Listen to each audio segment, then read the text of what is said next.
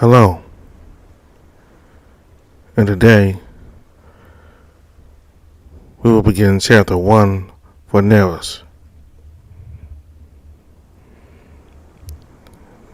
This story is separate from the story in the prologue. This takes place in a different world during a different time.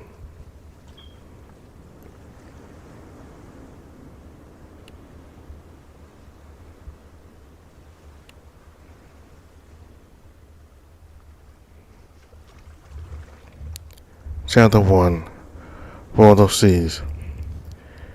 Picking up where we left off, Bonnie and Alessia, a detective duo, are hired to investigate a potential murder that took place in Smith's Abbey. As it often happens around detectives, there is more to the case than meets the eye. A classical, if a bit odd, mystery. New pieces might have shown up during your absence, but rest assured, the old ones are where you left them. Difficulty medium, a moderate challenge for those acquainted with mysteries.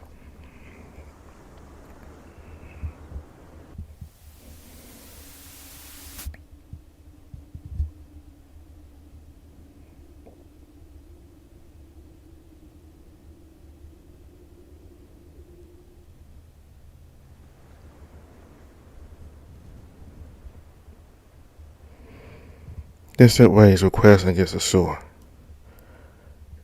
Alicia frowned and clung to her pillow as if they made the sound disappear.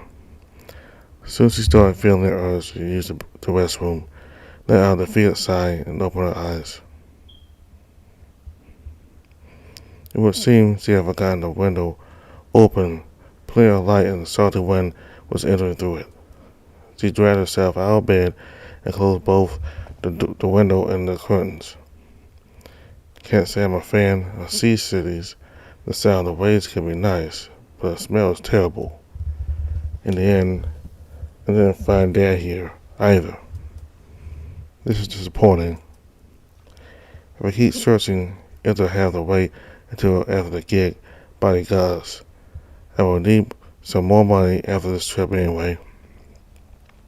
She packed her things up, and after a few minutes later, exited the dormitory, went downstairs carrying her backpack.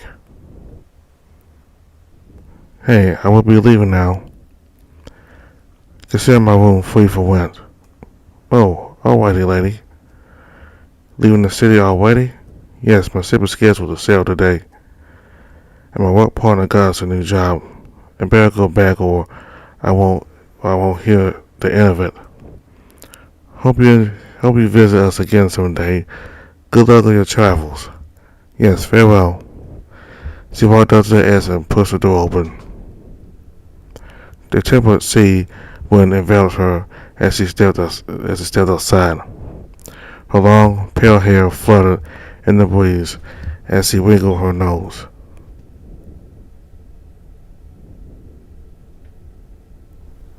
Fuck, I hate the smell. No wonder Dad always moved out.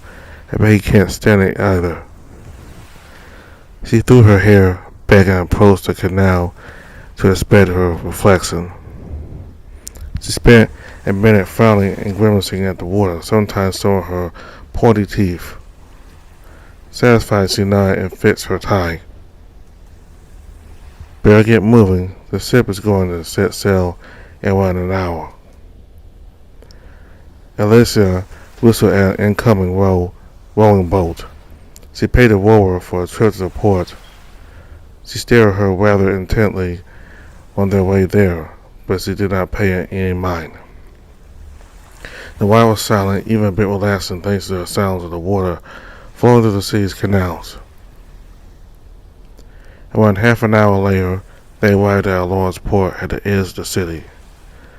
The place was crowded with people, be it local merchants, curious and wealthy, tourists or seamen, either transporting cargo or attempted to impress some of the tourists. Alicia picked up her backpack off the boat and walked toward one of the large flagships. A rather scrawny man with green glasses and a notebook in hand stopped her on the main deck. After confirming that she was a passenger, He warmly welcomed her aboard. The woman nodded and headed straight to the passenger's cabin. A sigh escaped her lips as she closed the door. It would take nearly a week to arrive at her destination, but at least it would be a shorter journey than a direct trip back home. She was still annoyed Buddy had informed her about the new job so suddenly. It was fortunate that she had been able to change ships. However, that wasn't typical of him. Their client must have summoned them pretty urgently and offered a very hefty payment. Or maybe he had found a case interesting enough to justify this. In the letter Alicia had received a couple of days ago, Buddy mentioned they had been hired by the cellarer of the main church cement in order to investigate a recent death that had been ruled out by the police as an accident. According to the client, there was much more than that, but the police had refused to look into it any further. Buddy explained that the victim's quarters had caught on fire, the rest of the building following shortly after. There was massive material losses, although no further victims were discovered. And the victim, no other than the Abbey's abbot himself. While they didn't have much information yet, Alicia already found the scenario too contrived to immediately rule it an accident. Guided by the sound of the sea, she looked out through the window at the endless blue.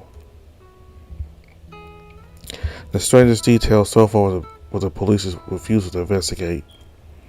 An abbot being murdered or even suffering an accident of this kind was unprecedented, let alone in their own abbey. It was shortly after the end of the second millennium that Earth underwent a drastic transformation. Chunks of continents known back then as Europe, Asia, and Africa vanished. Despite this, the water levels rose and flooded sizable parts of the remaining land. Electronic devices all around the world broke down, crippling humanity's capacity to communicate, treat those in poor health, and even transport goods. It all left humanity in a dire position. The old society collapsed as billions died during the flood from starvation and during the chaos that ensued. Although very peculiar testimonies from this period had survived to this day, the precise cause of this cataclysm was still unknown. But of course, these were all stories Alicia had only heard of. 1,000 years had passed since then. It took a long time, but humanity managed to recover, although not without help. At some point, 7 self-proclaimed archons appeared and offered help in rebuilding the world. Humanity accepted out of desperation. No one was in a position to reject their intervention, and in time these beings became objects of worship, the 7 deities. But now that things were back to being relatively peaceful, some individuals had started questioning their benevolence. Still, the skeptics were dismissed as charlatans by society at large. If humanity's relationship with the 7 was to change, that day was still far away. At least I didn't think she would live to see it. In any event, the abbey where the fire had taken place dedicated itself to the worship and study of one of the 7. Cement, Lord of lycanthropy, gravity and matter, as some said. It was located on the remote Monterey Island. Why would the police refuse to look into such an important incident? Was their client wrong? But how had she convinced Buddy in that case?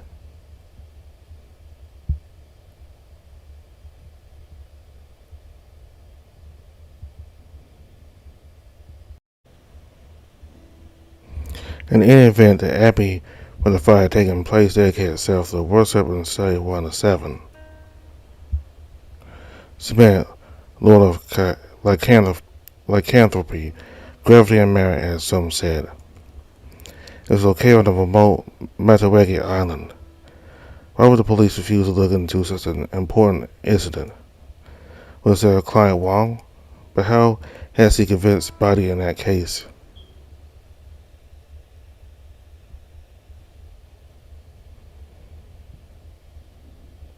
Have we hit land already? 3 days later, Alicia woke up to the murmur of people and the sound of boxes being transported. When she looked out through the window, she was surprised to see they had already lowered anchor in a harbor. Not wasting any time, she went out to the main deck. However, what received her was a small trading post surrounded by a forest. There was no abbot in distance. The main deck seemed agitated. A sight seamen periodically boarded off the set with toothy smiles and anticipation in their eyes. Lisa saw the man that had welcomed her talking to some of the men near the gangplank. When they separated, she approached him. What is happening? However, we were supposed to pick up some cargo and a couple of passengers, but things got complicated. It seems they got involved with a hunt before we arrived. Elisa blinked, her crimson eyes sparkling with curiosity. There's demonic influence this close to the Abbey. I hope it isn't a bad omen. So they are hunters? You should remain on board, lady. It's gonna get dangerous out there. A group of seamen on their way out overheard a conversation. One of them, a tall human with a few missing teeth and tattooed arms, had picked on Elisa's interest. You're going to watch the hunt, no? I'll go with you. It's been a long time since I last saw hunters in action. So you have seen them work before, hey?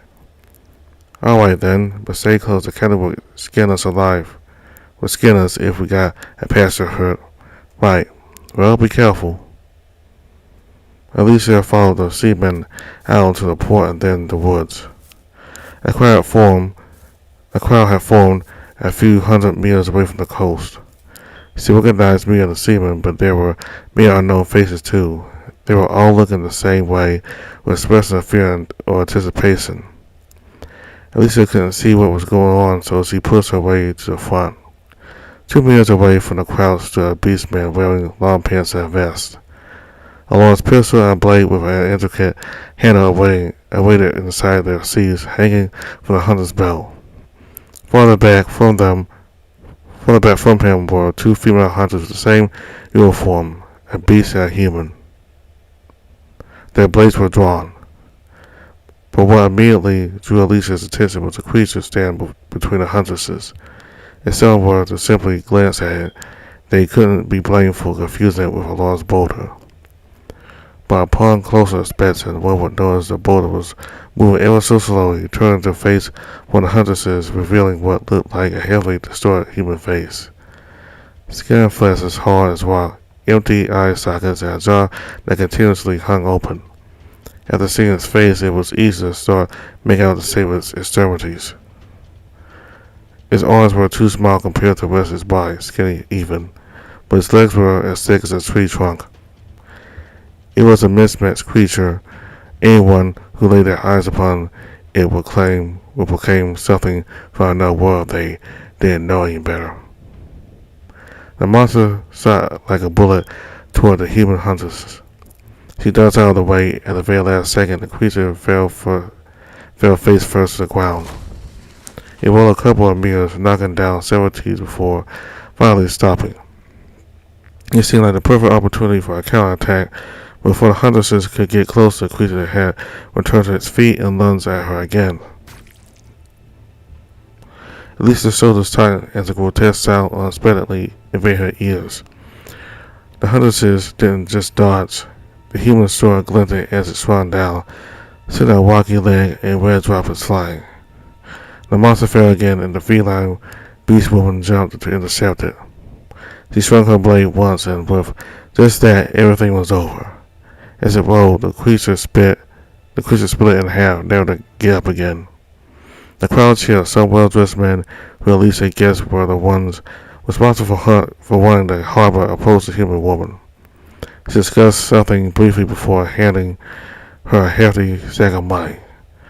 She then signaled the other hunters. The feline one approached the creature's corpse and started to hack and slash at it, although sure not to damage any of its bones. Meanwhile, another person walked in front of the crowd. It was evident from his simple black vestments that he was a local monk affiliated with Smith's church. The man spread his arms open and spoke to the audience. Brothers and sisters, I'm certain you are breathless after such a masterful display of the arts of fire.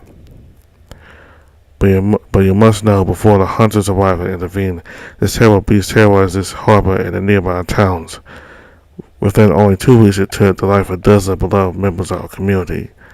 Let this be a reminder of the plague represented by the demons whose insidious touch corrupts even the flesh and transforms it into something unrecognizable. Remember, you must reject their sweet words, the temptation to. The interesting part's over, I guess. Alessia fixed her hair before turning around and making her way back to the ship. It would take a while for them to settle, so she would rest in her cabin a bit longer. After a few hours of lying in bed, bored out of her mind, Alicia decided to return to the main deck for a small walk. The crew seemed to mostly ignore her, which she was fine with. However, she soon crossed paths with feline hunters from earlier. She had cleaned herself up properly, irreconcilable with her blood-stained state from when she was stripping the rock monster. What do we have here? I'm surprised to see such a pretty girl in a place like this. Thanks. So what brings you here? I guess you got business at the church, Smith. Why, are you aware of what happened there not too long ago? About the abbot burning to death? Man, I was hoping it wouldn't be that. Haha. Now I just closed her eyes and laughed nervously at how quickly the conversation turned dark. Anyways, want to take a seat? Sure. Alicia followed the hunters to the staircase leading up to the quarterdeck where she sat down. She visited with her tie and stared dancing into the beast woman's back on the way there. Alicia didn't want to seem rude, but she found herself somewhat perplexed at this woman suddenly talking to her. She never had been good with overly social people, not particularly fond of them. That said, she didn't feel like rejecting her offer either. Come on, sit. I've been mostly lying in bed as of late. I'd rather stand. Alright then, so are you a relative of the deceased abbot? No, not at all. What business brings you to the Church of Samantha? I'm just curious. Well, have you ever heard of a biting spider? I feel like a woman blinked and then raised her gaze as she thought the question over, but a few seconds after she shook her head. Can't say I have. He is a famous detective where I come from. I am his assistant. We got her to investigate the abbot's death. Oh? But don't you detectives investigate crimes? I thought what happened at the church was an accident. Buddy hasn't told me why, but I suppose he thinks it isn't. What about you? Ah, well, we were hired as bodyguards.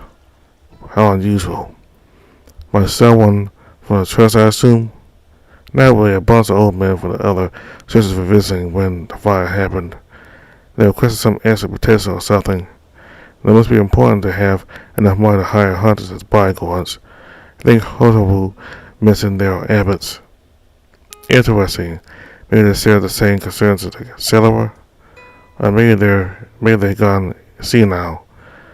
Although I do wonder if it was just a coincidence the fire happened while they were there, though. By the way, I don't think I introduced myself. Name's Layla. Nice to meet you. I'm Alicia. Say, is it troublesome for you to stay out here? I've heard the sun's harmful to people like you. Don't worry, that's not the case for me. Really? There are always exceptions to rules, I guess.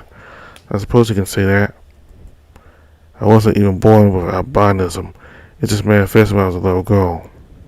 What? Are you kidding, White? The doctor said it can happen. It might be genetic in my case. It was an indisputable fact that Alicia's skin and hair were pale to the point they seemed translucent, and that her irises were red like blood with a lack of pigmentation. But this hadn't always been the case. People really believed her. Albinism was very rare these days.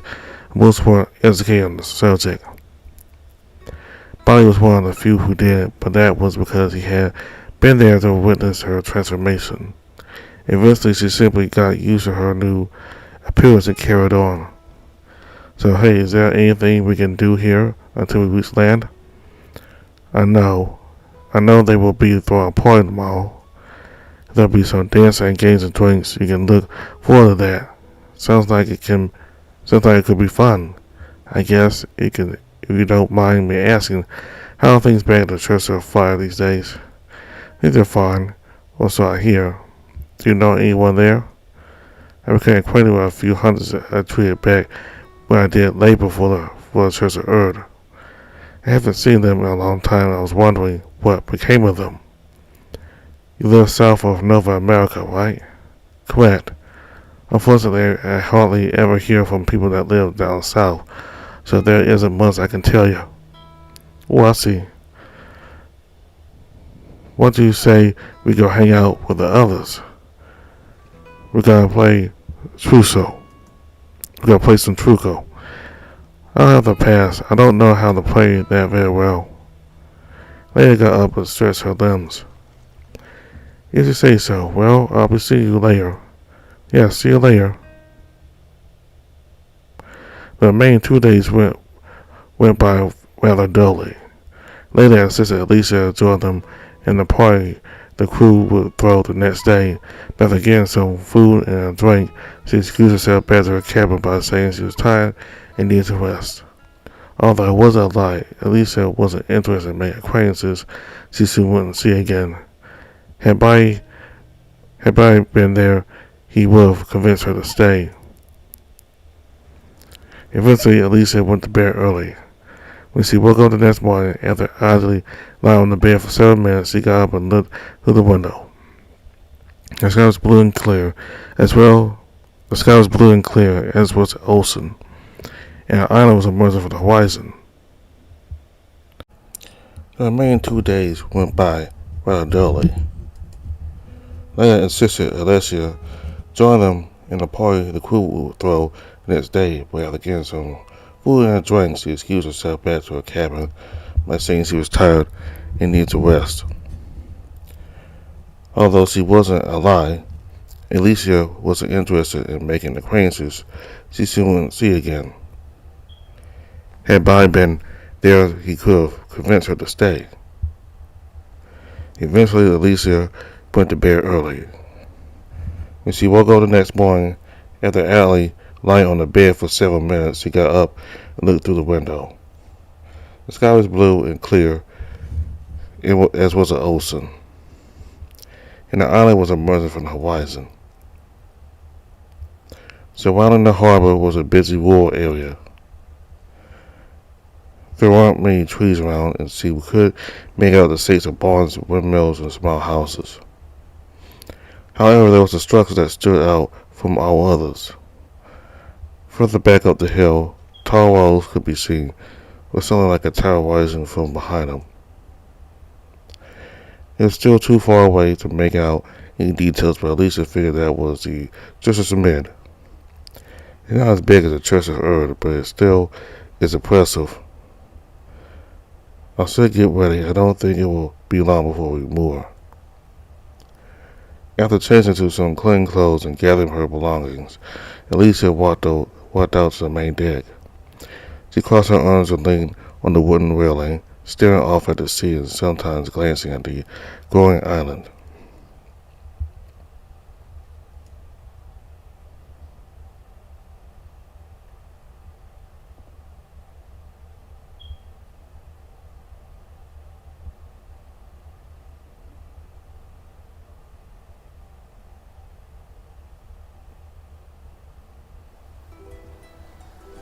As they disembarked, Alicia spotted a familiar figure standing in the harbor. A tall, fat crocodile covered in green scales, wearing a coat and a white sweater, his hands tucked in his pockets. The beast man's stern gaze fell on her, and he walked closer. There you are. How's the trip?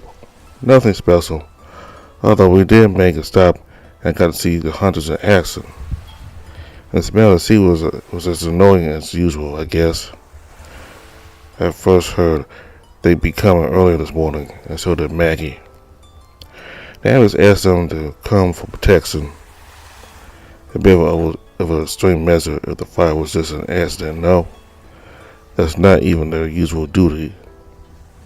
Still, it seems everyone is trying to keep Maggie in the dark as much as possible, poor thing. Talk about her. I'm assuming she convinced you. She's been busy, so we haven't talked a lot, but she made some valid points in what little time we had. I also saw some interesting stuff myself. Anyways, she's waiting for us right now. Come. On a stretch that led to the road stood a human woman with black hair, wearing a black tunic and glasses.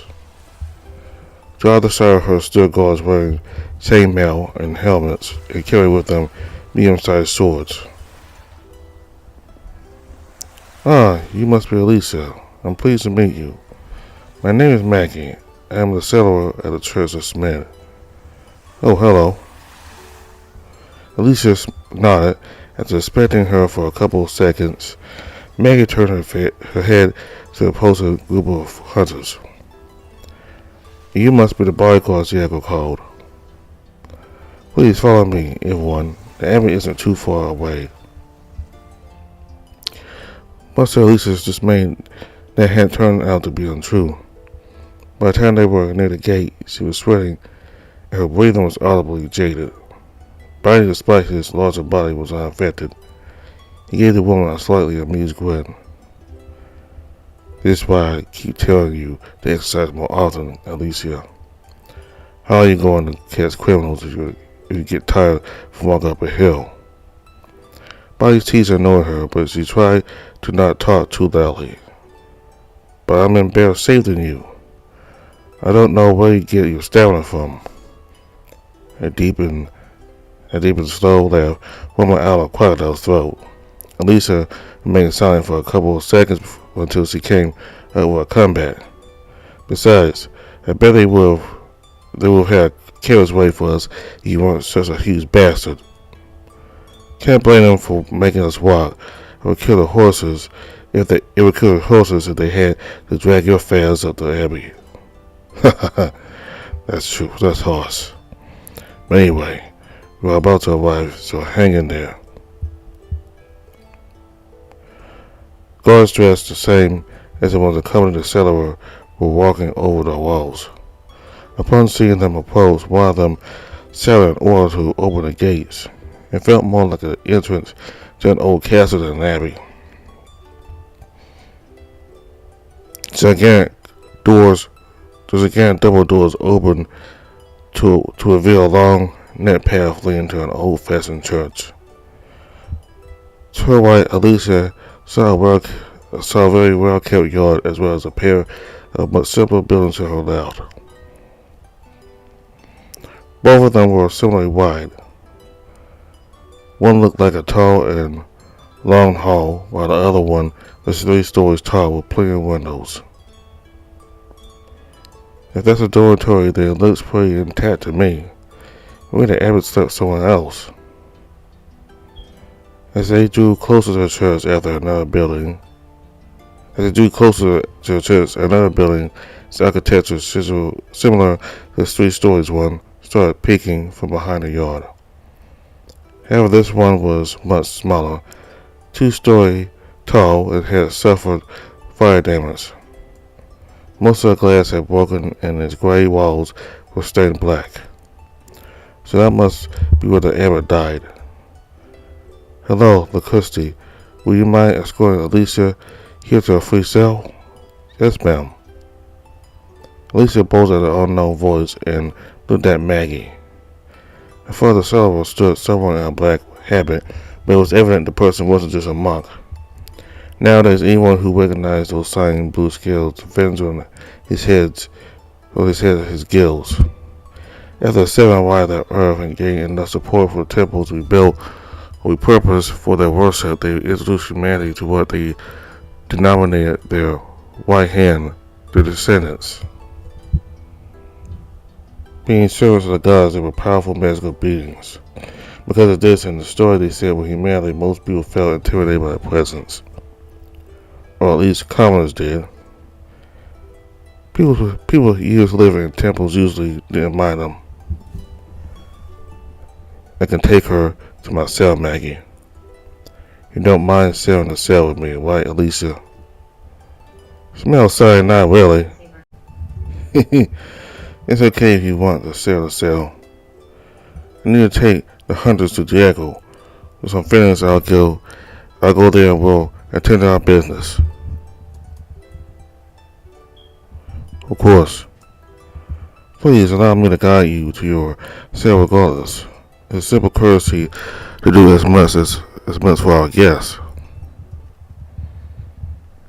This being one of the 7 major churches meant that they needed to be equipped to house all the people who would come from different parts of the world for education or work. The monk's dormitory reflected this. It counted with 3 floors with around 30 cells for each one. Most of them had a pair of bunk beds, wardrobes, and desks inside. It's not too different from the dormitory at the Church of Earth, a bit smaller if anything. Although it seems pretty empty. The monks must be out doing their labor. Here's your cell. If you need anything, don't hesitate to ask. The monks will help you or direct you to the right person as well. Alright, thank you.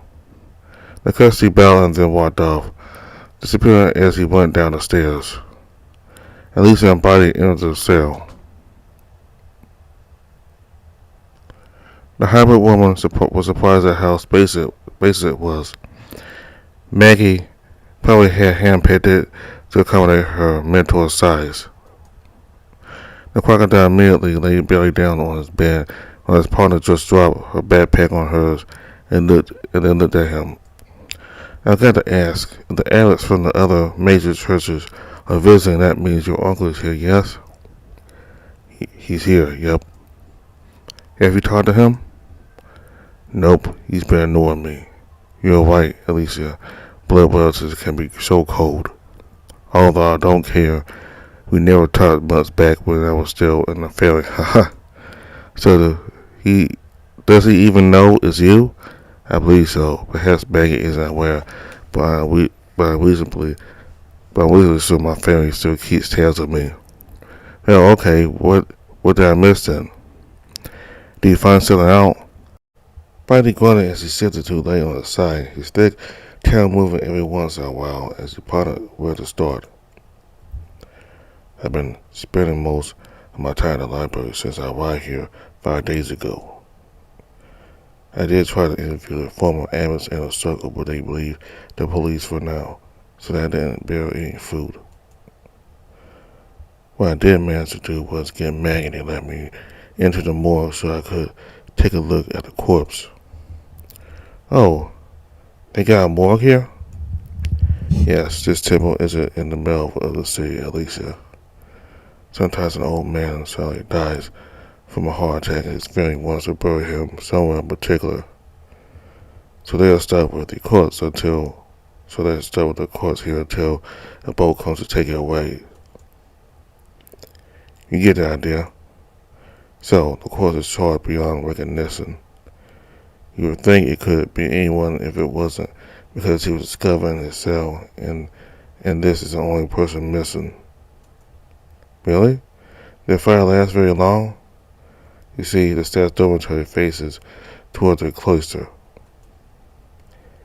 It seems it was bad enough some embers managed to spread there, and the resulting fire almost engulfed the church. If it wasn't because there were some boys from the church are not here, the entire place might have gone up in flames. It's a miracle no one else died from the sound of it. Okay, anything else? The crocodile looked up and scratched the side of his snout. Let me think. Oh, about the Knox boys. It was one of them that discovered the corpse. I found out just yesterday, so we haven't talked yet. I see. At least you managed to get us a lead. Not bad. You still haven't heard all of it. Let's relax and wait for Maggie for now, though. I would like to hit the sours, to be honest. Fortunately, it wasn't much long before they heard a knock on the door. Bonnie decided to come in and Maggie stepped aside. The crocodile got up from his bed to receive her. Compared to just a few minutes ago, she seemed unwell. Her expression wasn't too different from before, but there were traces of fatigue showing in her eyes. I'm sorry for keeping you waiting. It's no big deal. I guess neither the staff nor the other abbots are cutting you any slack. Indeed. And they seem to have heard of appointing a new abbot. I wonder if they are displeased that you called me here. Well, if that's the case, will you spare them, Bitey? It's too soon to say. Not wanting me here isn't all that suspicious. The detective on the scene can make people think a crime took place regardless of the facts. They might believe a crime didn't take place for them. So for them, my presence here just makes them and the church look bad. I suppose. So what do you wish to ask me? I was thinking we haven't talked as much as I would like, and the others in the former abbot circle are putting hard to approach. So how about you give me the full version of what happened before the crime from your perspective? That way we can also bring my assistant here to speed it up. Please, don't leave anything out, no matter how irrelevant it may seem to you. The sailor nodded, a bit of energy returned her gaze. Before the crime, I assume both of you are aware that every August the abbots of all major churches gather to have a conference. We were busy making sure everything was ready when the other abbots arrived. That involves a thorough cleaning, requesting unusual ingredients, disciplining some of the unruly monks so they won't make a blunder. Back then, William seemed to be on edge. His head was messier than usual. At times, he would stare off into the distance to get startled when you spoke to him. Sometimes he would look so pale. If something was wrong, but he insisted he was just stressed out. I didn't have any reason to think otherwise back then, so I believed him. Maggie shook her head, parted her lips, and looked down. Seeing she went silent, Alicia decided to interject. After the fire, the rest of the staff decided to appoint me to fill his role until the other abbot settled for a permanent replacement. His quarters were destroyed, but his study in the church building remained intact. The sailor's expression tightened again, but this time out of sadness. As I was going over his papers, I felt something quite disconcerting. But you still have it on you, Buddy? Of course. Buddy reached for one of his coat pockets and produced 2 envelopes. Both of them were all black with a strange symbol engraved in yellow in the middle. I found those in the study. I thought they looked strange. I don't recognize the design, but the contents were even stranger. The crocodile handed Alicia the envelopes. After checking both their front and back, she opened one. The letter was pretty brief. The letter was very brief. It reads as follows. The sun's light falls upon all of us equally. Situation Abba proceeded to read the second letter. Soar too high, you were born. Now you understand. As soon as I read this, I was certain he had been threatened. So we know when he might have received this. Since Mataragi is an isolated island, our only means of communication with the outside world is through the ships that come and go. There's a farm off. The ship that took you here was employed directly by us to transport goods and guests. It makes a stop here every 2 weeks. Nerus came in their own vessel, but that was an exception. However, our mail gets delivered by a company that sends a boat here every Saturday. It lays The latest he could have received a letter before dying was the 24th of last month. Right. And he died the morning of July 25th, yes? Correct. Have you shown this to police? Maggie's head and shoulders dropped. I informed them about the letters, but they said it was most likely a joke. They asked me to give them to them, but I told them the letters were so unpleasant I had already thrown them away. Coming paranoid, but I was afraid they had ulterior motives. I guess they did dismiss the entire thing as an accident pretty fast, but still. Buddy let out a guttural laugh. But it was the right choice in the end. How so? When I was checking the corpse, I noticed it had an open wound on the back of the head. According to autopsy, it was a product of falling debris. They believe he received it shortly before succumbing to the fire. But judging from the angle and the force, whatever hit him must have near to penetrate his skull. I'm skeptical. It was deep enough that I'm convinced the impact killed him before the fire could. Is that right? I did hear about the injury, but I couldn't believe it was really if he had gotten a couple of blunt injuries, but this isn't the case here. You can't trust police to properly investigate this case, and in the worst case scenario, they might try to obstruct us. I don't want to judge the conclusions, but it might be possible someone doesn't want this case to be investigated. But why would anyone want that? As I said, I better not draw conclusions just yet. So, is there anything else you can tell us, Maggie? If something comes to mind, I'll let you know. But for now, that's everything. Alright, thank you. You have been more help than anyone else around here so far. Maggie, Buddy said one of the months for the church and not discovered the corpse. We'd like to speak with him. Where is he now? Maggie sighed, this time visibly exasperated. It's the first time I hear of this. It can only be Frank or Alois. Both of them should be working at the scriptorium right now. What do you say we head there now, Alicia? I'd rather go take a bath first. I saw to the north of this dormitory. They were hard to miss. If that's everything, I'll sort myself out now. Yes, take it again. Alicia, watch your back out there. I know. Deciding it would be better to wait for Alicia to return to show her the way to the scriptorium, Buddy went back to lying in bed after the two women exited the cell. Alicia, can I ask you something personal? Depends. What is it? What is your relationship with Buddy? And ask out of curiosity.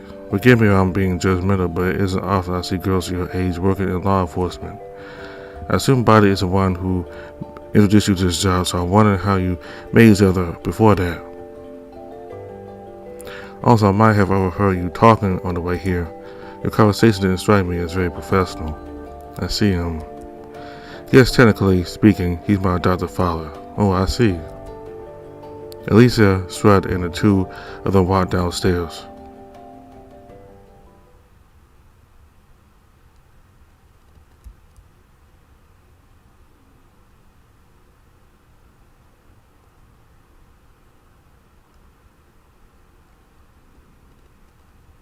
The distant one of the machines working echoed through the room as the smell of iron invaded my nose, creating an uncomfortable tingle inside of it. My limbs and the back of my skull felt uncomfortable, almost in pain, as if I was lying on something very hard. But I didn't care about any of that. All that mattered was the darkness surrounding me. This way, everything was okay. As long as I kept sleeping without a care in the world, everything would be fine. Yes, everything was fine.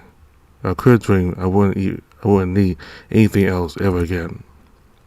After reassuring myself, my entire body relaxed and my consciousness peacefully sank back into the land of dreams.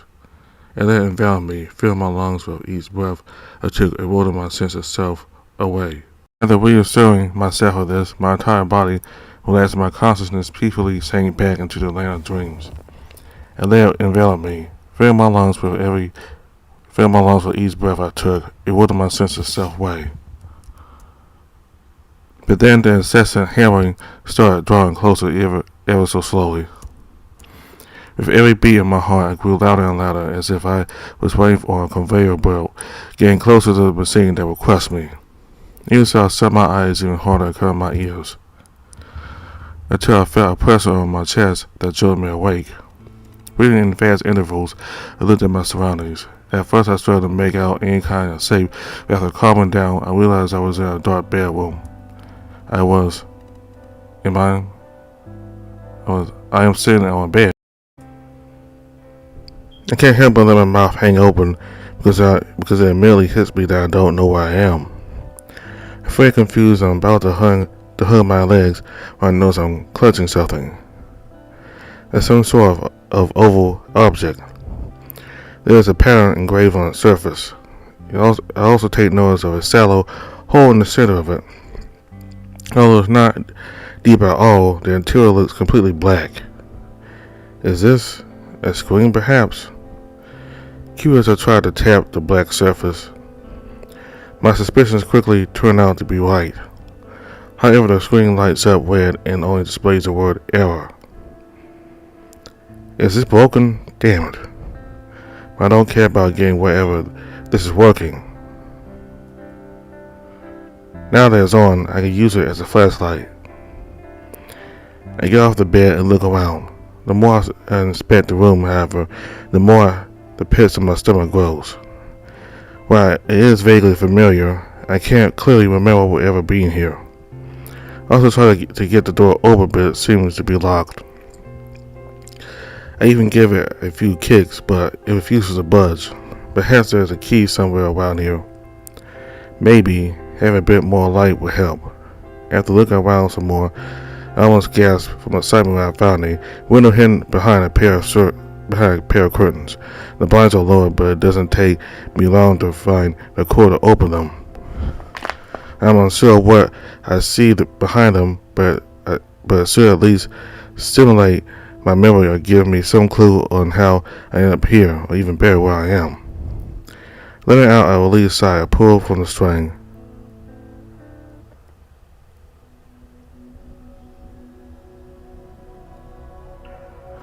Only to find a solid rusty metal wall on the other side of the blinds. All the blood in my body turns cold, and I instinctively step away from the window. It is only then for the first time I get a good look at my hand under the... It looks off. In the dark, I thought it was simply covered in black fur, but no, this is my skin. But it looks all wrong. It's dry and charred. Scared and fascinated in equal measure, I put the strange machine down on the window still and started picking at my deformed arm. It's hard. Whenever I scratch it, small bits fall off.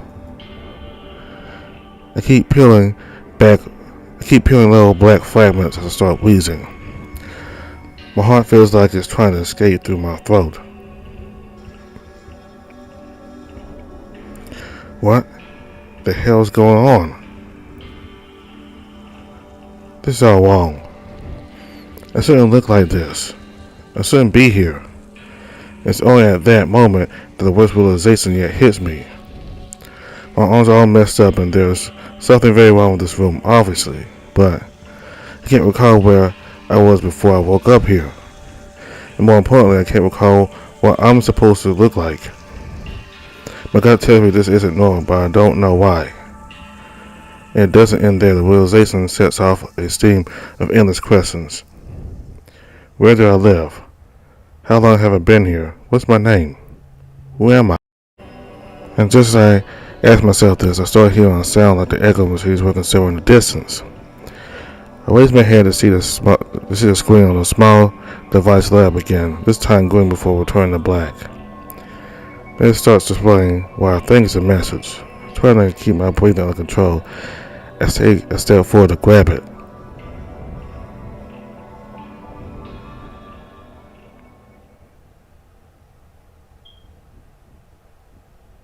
As Alicia followed biting silently, Into the church building, she couldn't help but let her eyes wander everywhere. She wasn't the kind of person to let herself get distracted by the beauty of things, but this was an exception. It was said that Smith put great importance on aesthetics, and this place showed that. Separating the lobby and the nave were 4 sets of double doors, and on top of each one of these was an intricate tympanum, sculptures depicting the 7. On top of the leftmost door stood Kid, imposing with her large spiky frame, yet offering her hand to all visitors from faraway lands. Next to her was Na and Nock, with feathers dancing around the former and ferocious waves concealing most of the latter's form. To their right sat Temp and Smith on 2 thrones, looking over the worshipping peasants under them, and over the rightmost door were Erd and Fire, commanding their respective armies of medics and hunters. After a cursory look, they advanced in the nave. As Elisa stepped inside, she began feeling small. Despite the elegant black and gold walls and the intriguing elegance of the ancient runes carved into these, the hyper woman couldn't shake the feeling something was up. A stained glass window at the opposite end of the building loomed over the investigators, much taller than it looked from the outside. "Hey, buddy?" "Yes." "Do you think they used magic on this place? I get the feeling it didn't look this big from outside. I thought the same when I first came here." "Over here. The scriptorium isn't too far." The crocodile guided Alicia to a door to the side of the nave and into the hallway. They passed by 2 spiral staircases and intersections to reach a set of doors at the end of the corridor. The sounds of machinery and the voices of the monks came from the other side. A side creak welcomed them inside. At this time of day, the scriptorium was bursting with activity. The sound of paper, pencils, chairs, and even sewing machines filled the room. Most of the black-robed monks sat in front of their desks, working or conversing with another, while the remaining ones made trips between this room and the library upstairs to retrieve books or parchment. It is a good time to bring up that, despite sharing its name and primary function with its medieval counterpart, copying text wasn't the scriptorium's sole function in this era. While Smith understood the importance of reproducing and preserving text, he also had quite a taste for visual arts and fashion. Perhaps it had been self-indulgent on his part, but he had decided to repurpose the scriptorium to allow the monks to explore these arts too. But despite all this activity, it wasn't hard for the duo to spot their target. In front of a desk around the middle of the room, a black-furred wolf, wearing a blue habit and a mask, sat by his lonesome. He was almost as big as Buddy, so it wasn't too difficult to spot him. Alicia raised an eyebrow. "That's a real wolf. I thought this guy was supposed to be a monk, knock monk." Lycanthropy is one of Smith's blessings, so. And I didn't know the Smith church had also taken on making clothes. So much for a place for writing. Indeed, that's a Lordism if my memory doesn't fail me. He seems like quite an interesting fellow already. Let's go have a little chat with him. Alicia squinted at Buddy. An impish intent was hiding behind Buddy's words. The playful spark in his eyes made it evident. "I think it would be better if I speak with him alone for now." "Oh, why?" "Because I don't want you flirting with the witness. Let me handle this, you old degenerate." The crocodile tried to frown at her, but he was barely able to contain the cackle that came over him. "Come on, Lisa. You know I never do that before the case is closed. Although you might be rusty after your trip. Try your charm on him. See if you still got him. See if you still got it. I'll be nearby, listening." "Fine." Alicia went outside and approached the werewolf. His ears twitched as he turned toward Alicia before she said anything. He must have been expecting someone else because he opened his mouth, but his tongue stopped moving before a word came out. He was quick to clear his throat and greet Alicia. Greetings. I don't think I have seen your face before. Perhaps you are a guest. Is there any way I can be of service? Yes, actually. Are you a Lois by any chance? That question gave the werewolf a small pause, although there was no visible change in his demeanor nor his face. Yes, my name is Alois. Maggie hired me to look into what happened a few nights ago, so I wanted to answer a few questions. Are you with the crocodile detective? Alois slightly tilted his head as he said this. Elisa figured he was looking behind her at Body. Yes. I see. I can spare you a couple of minutes. The werewolf took off the gloves he was using to work and shifted on the seat so he could face Alicia. Well, that was easy. Let's start slow. I wanted to have a glimpse at his personality and what he usually does at the Abbey before getting to the crime. This isn't necessarily related to the crime, but you are not a monk, right? What are you doing in the church of Smith? I take it you are not very familiar with Smith or Knox's church. I'm not. Could you explain? Due to their functions, both churches work close together. In the past, knowledge was spread in abundance through what was called the web, as well as mass-produced media. Nowadays, that technology isn't available anymore, and Smith's church has taken over the production and distribution of books. Therefore, it's only natural we cooperate with them when it comes to releasing knowledge into the world. I see, and because of their close relationship, it's not uncommon for one church to be transferred to the other. Correct. What this church has that Knox's doesn't is a possibility to study art or fashion. That must be of interest for some monks, I suppose. And how do they pick who gets transferred? Well, as long as you are dutiful, if you have interest in being transferred, it can be arranged. Is that so? Elisa blinked and took a moment to observe the wolf's furry ears and snout. Is werewolf training required to get transferred here, or did you do it because you wanted to? The werewolf opened his mouth as if to answer, but there were 2 seconds of hesitation before any words came out. Indeed. Indeed what? I chose to train to become a werewolf. I always had an interest in them, so. Elisa barely contained a smirk of satisfaction from seeing the werewolf stumble over his words.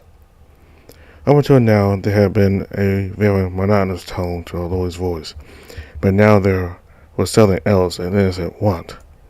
However, his body still showed no reaction. He just really likes the werewolf aesthetic. I think he's considering dwelling deeper into that topic, but he isn't sure. But other than that, he has barely emoted.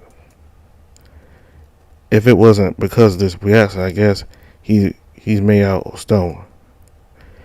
Perhaps if I could see his eyes, I'd have an easier time reading him. But I suppose so far I have no reason to doubt what he says. I should look out for any behavioral change when bringing out the fire. I understand. Let's get to the point now. I heard you were the one that discovered the corpse. Can you tell me what happened that night from your perspective? Oh, let me think. That night my teacher told me to meet him late at night to have a training session. Werewolf training? Yes. After dinner I exited the refectory and went straight to the library where my teacher waited for me. As a result, I went to bed very late. Do you happen to remember the time? It was around midnight when I went back, I believe. The moons and the stars were visible. I see. Continue then. To be honest, even after the fire started, I didn't wake up until my partner and a few other monks pushed me out of bed. This partner you were talking about is Frank, right? Yes, he came from the church of Knock too. In any event, by the time we were out there, the fire had spread to the cloister. The monks were trying their best to keep the situation under control. There's only so much you can do about a fire that big while being so far away from the coast. It took both I and Frank's water measures to stop the fire from spreading and put it out. Okay, what happened next? My teacher told me to accompany him inside the dormitory to make sure all the fire had been put out and check if there were any victims. Inside, both of us detected a strange smell.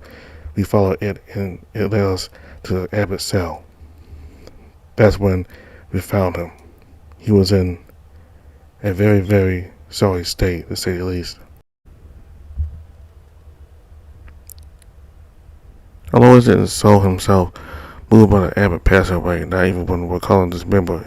Alicia had been expecting him to react differently to Maggie, who had known William for a long time, with questions about this, but she didn't catch the slightest shift in his body language. But she had managed to catch him off guard earlier. Was he trying to hide something, or did this not awaken anything in him? It could also be that Bitey was right and she had gotten rusty. I imagine after that you report your findings to the remaining staff and they call the police.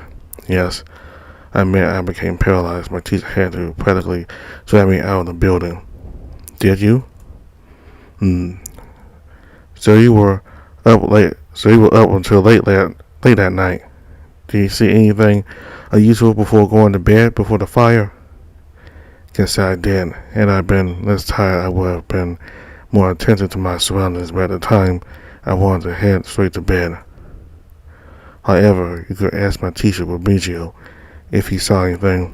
He's much sharper than I am. He usually takes strolls at night. Do you know where we may find him?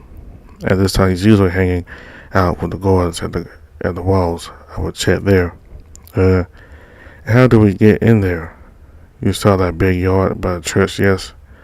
Beyond it is the guards' barracks, and between them and the entrance is a door that leads inside the walls. There are some ladders and other entrances, but those are reserved for the guards. Reasonable. Before allowed no one's entered with Alicia. Most of the racket in the scriptorium stopped as the monks looked in their general direction, and Eloise stood up. Bitey also got closer to investigate. Alicia turned around. Behind her was a masked monk with a blue habit, much like Alois's, kneeling as he collected books and drawing tools that fell from the box he had been carrying. Alois kneeled at his side, talking with a somewhat softer tone as he helped him out. What are you doing, Frank? Sorry, I wasn't paying attention. I tripped. Oh, I hope nothing's broken. Alicia watched him and stepped closer, crouching down to help the human boy. Oh, please, don't worry. We can pick this up on our own.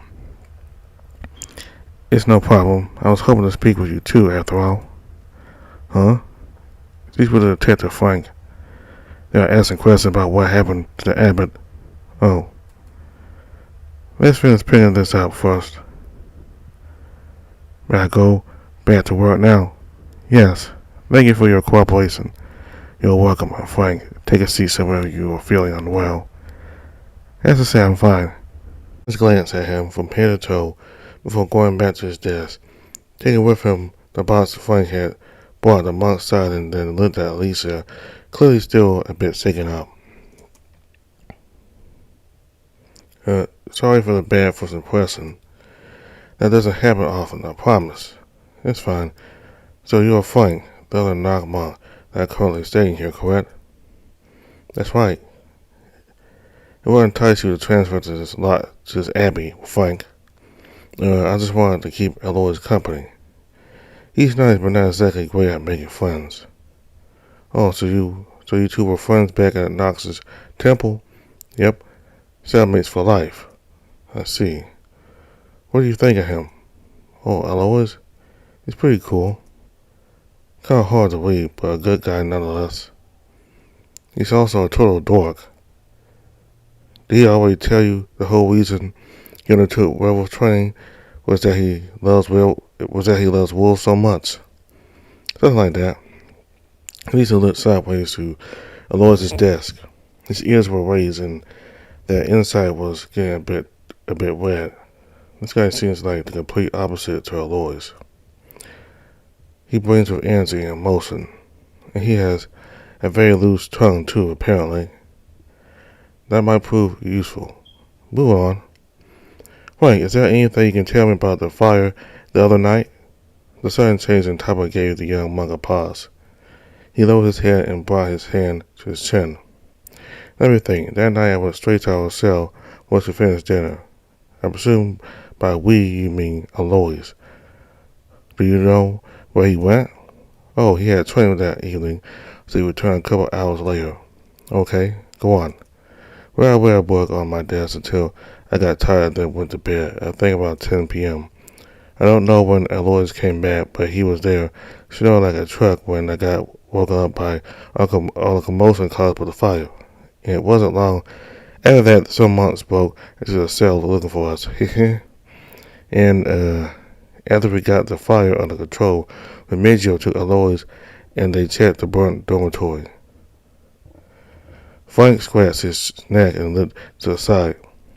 Is he imagining what Aloys must have seen? Well, I couldn't sleep after that. When Aloys came back, he told me what had happened. May the abbot rest in peace. I see. Is there anything else you'd like to mention? Not really. Truth is, I spent most of the night in the cell, so I didn't see anything. I'm sorry. Don't be. This will still be helpful. Maybe. What about the abbot? Do you notice anything being off with him before the fire? No, we the monks didn't get to interact with him very often. I see. That'll be all then. May I give you a piece of advice? What is it? He stepped a bit closer and lowered his voice. I Aloys don't have a problem cooperating, but be careful when talking to submit monks.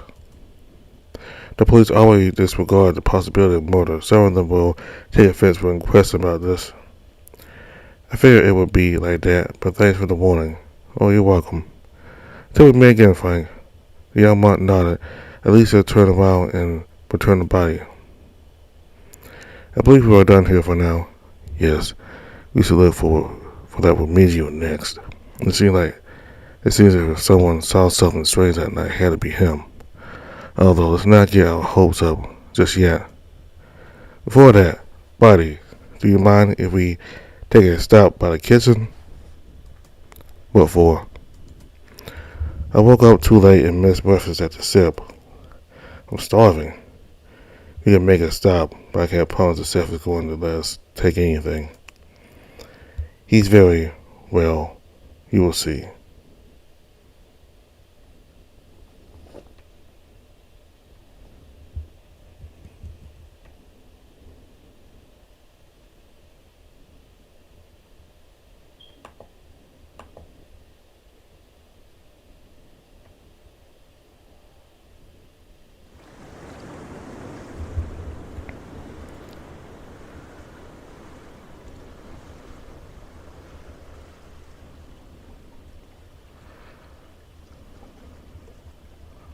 So that's the first video on chapter 2 of Nerus.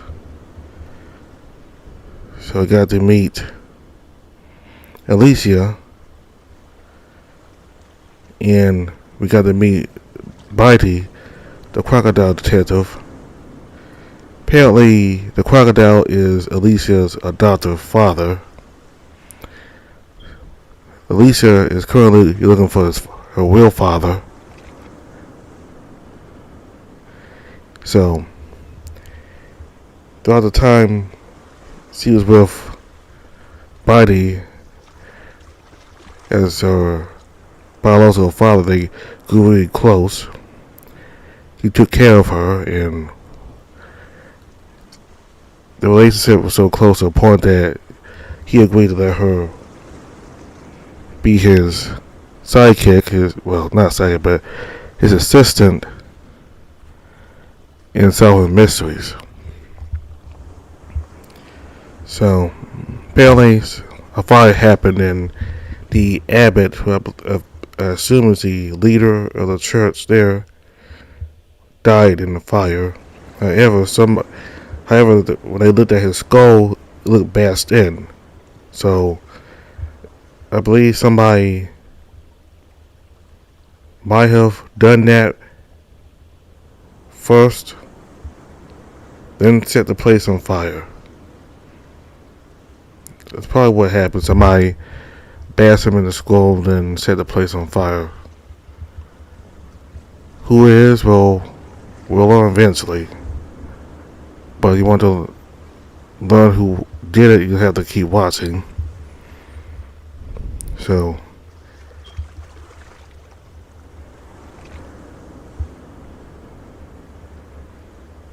apparently, there's such a thing as werewolf training in this world. With training, you can become a werewolf, and Aloy's really like werewolves. So, it seems like he's a furry himself. You know, him having a love for werewolves. So, a point that he chose to undergo werewolf training and become a werewolf himself.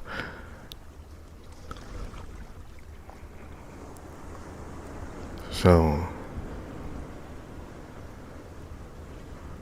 about this world, something big happened 1,000 years ago. The world got flooded, and most of the continents were flooded, and the world was destroyed. So, it looks like humanity is recovering slowly, and these gods that they worship helped them. I believe they came from space, I guess. So, they came to help humanity, and exchange humanity worshipped them. Oh, apparently this world has both humans and beastmen. We got to meet the female cheetah, who is part of the duo hunters on that stop that the boat Alicia was on took before it reached the final destination. So there was a human hunter and a cheetah hunter, both females. And also with Bitey, who's a crocodile. So there are a mix of humans and beastmen in this world. And certainly the catastrophic event 1,000 years ago put humanity back in time when it comes to technology, because people do not have internet. I mean, there may still be some small remnants of the technology left, but for the most part, the world is back to like a primitive state. I think it's kind of like comparable to what the world was in the 18th century. The technology in this world is like 18th century Earth. So, they don't have airplanes. People travel by boats, and people use books instead of the internet. So, it'll seem like people do dress modern. Like Alicia, she was wearing pants and a tie, so it looks like people are still wearing modern clothes.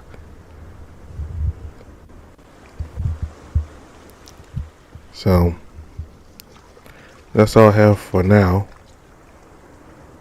Next time we will continue with chapter 2 and figure out more about this mystery.